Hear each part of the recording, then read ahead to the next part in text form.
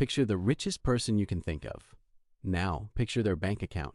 You are probably imagining a number with a lot of zeros sitting in some account, right? Here is the truth that breaks everyone's brain. That is not where the money is. A billionaire's bank account might have less cash in it than you would guess, sometimes shockingly little. Because a real fortune is not a giant pile of cash sitting in a bank. That would be almost stupid. So if it is not in the bank, then where on earth is it? Where do billionaires actually keep their billions? The answer is a maze of stocks, companies, islands, trusts, and shells, all designed to do two things: keep the money growing and keep it out of reach of taxes, of lawsuits, even of governments. And most of it is hiding in plain sight, in ways you walk past every single day without realizing. Today we follow the money. We are going to track down exactly where the billions actually live. By then, you will understand why rich and cash are almost opposite things. Let's go find it. Rule number 1, and it changes how you see everything. The rich do not hold cash. They hold assets. Here is why. Cash is a melting ice cube. Every year, prices go up, and the money in your account quietly buys less. Just sitting there, cash slowly dies. And the wealthy know this better than anyone. So the moment money comes in, they rush to turn it into things that grow instead of shrink. The biggest one by far is stock, ownership of companies. Most billionaires are billionaires because they own a huge chunk of a business that got valuable. Their fortune is not dollars in a vault. It is shares, little slices of a company sitting in an account, growing. The next big hiding spot is real estate. Buildings, land, apartments, entire skylines. Real estate grows in value. It pays them rent every month, and it is a great place to park a fortune. Then come the trophy assets: art, wine, classic cars, rare watches. A single painting can hold $50 million, hang on a wall, and quietly go up in value for decades. So when you add it up, a billionaire's wealth is not a number in a bank. It is a mountain of things: companies, buildings, and treasures. That is hiding spot number 1, and it is the biggest. But owning all those things directly would be messy and dangerous. So the rich add a layer. Meet the holding company. This is one of their favorite tools, and you have probably never heard of it. A holding company is a business that exists to do just one thing: own other things. It does not make products. It does not sell anything. It just sits there and holds assets. So instead of the billionaire owning the buildings and the companies directly, he owns a holding company, and the holding company owns everything else. Why bother? 2 big reasons. First, protection. If someone sues one piece of the empire, the walls of the holding company help stop them from reaching the rest. The fortune is split into sealed boxes, so one leak cannot sink the whole ship. Second, control and secrecy. It gets much harder for outsiders to see who really owns what. The billionaire's name disappears behind a boring company name on a document. So the wealth is not just turned into assets. It is wrapped inside companies that own companies, layer upon layer. Now for the part everyone has heard whispered about: offshore. You have heard the phrases tax havens, offshore accounts, money in the Cayman Islands. Here is what is actually going on, drawn simply. Some tiny countries figured out a clever business model. They offer the rich 2 things almost nowhere else does: very low taxes, sometimes zero, and near total secrecy. So a billionaire sets up a company in one of these places. On paper, part of his fortune now lives on a sunny little island. The money itself might never even go there. It is just legally parked there on paper, where the tax rate is nothing. And because these places guard secrets fiercely, it becomes very hard for anyone to see how much is really there. This is where the line between clever and shady gets blurry. A lot of offshore activity is completely legal, just aggressive tax planning. Some of it crosses into hiding money that should have been taxed, or worse. But the goal is always the same: move the wealth to where the rules are softest and the eyes are fewest. So a chunk of the fortune is not hiding in a mattress, it is sunbathing on an island, wrapped in a shell company, paying almost nothing.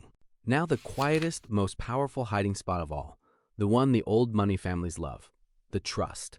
A trust is a strange and brilliant invention. Here is the simplest way to understand it. When you put money into a trust, something odd happens. You no longer own it, but you did not exactly give it away either. The trust owns it, and the trust follows a set of rules you wrote forever. Why is this magic? Because if you do not legally own something, it is much harder to tax it, to sue it, or to take it in a divorce. The wealth still benefits your family. It still pays for the mansions and the schools. But on paper, no single person owns it. It floats above them all, protected, controlled by the rules of the trust. The richest families use trusts to pass fortunes down for generations, dodging taxes and lawsuits at every step. A well-built trust can keep a family wealthy for 100 years, quietly, invisibly. It is not a vault with a lock. It is a legal ghost that holds the money so no person has to. Now, managing this maze of stocks, buildings, islands, and trusts is a full-time job, a huge one. So the truly rich do something most people have never heard of. They build a family office. A family office is basically a private personal bank and investment firm built to serve one single family. Picture it. A team of lawyers, accountants, and investors, all employed full-time, whose only job is to grow and guard your fortune. Below a certain level of wealth, you rent these services from a bank. Above it, you just buy the whole team. That is the real line between rich and ultra-rich. At the top, you do not have a banker. You own the bank. So let's follow $1 billion and watch where it actually goes. It does not land in a checking account. The moment it arrives, the family office goes to work. A big chunk gets spread across stocks and companies to keep growing. That is the engine. Another slice buys real estate all over the world: apartments, towers, land, assets that pay rent and rise in value. Some goes into trophy assets: art, wine, maybe a sports team, fun to own and quietly rising in value. A portion gets tucked into trusts, sealed off, protected, waiting for the next generation. And some is parked offshore, in low-tax islands, wrapped in quiet shell companies. Almost none of it stays as cash. By the time the family office is done, that $1 billion has scattered into 100 growing, protected, nearly invisible pieces all around the globe. And there are always new hiding spots opening up. Some of the rich now move wealth into gold, or even into crypto, chasing the same old dream in a new form. Something that grows, that governments cannot easily see or seize. The tools keep changing, but the goal never does. Turn the cash into 100 things that hide, grow, and last. So step back and look at the whole maze: stocks, real estate, holding companies, islands, trusts, and ask the real question. Why go to all this trouble? Why not just enjoy the cash? Because for the very rich, money has 3 enemies, and every trick is a shield against one of them. Enemy 1, inflation. Cash rots, so they turn it into assets that grow. Enemy 2, taxes. So they wrap it in companies, trusts, and havens where the tax bite is smallest. Enemy 3, other people, lawsuits, ex-spouses, greedy relatives, unstable governments. So they hide the ownership behind layers so no one can easily find it or take it. It is not really about hiding the money from you. It is about protecting it from those 3 enemies.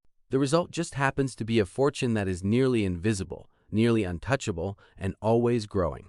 Now you are not about to open a trust in the Cayman Islands this afternoon. But the mindset underneath all of this is something you can copy today.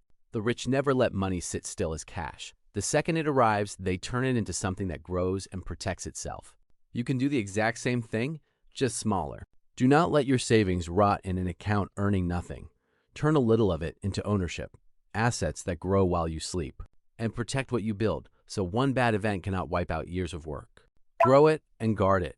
That is the whole billionaire playbook, stripped of the islands and the lawyers. The difference between rich and broke is often just this. One person spends cash, the other one converts it into things that last. If you want to see how the money machine behind everyday life really works, subscribe. We break it all down, drawn simply. I will see you in the next one.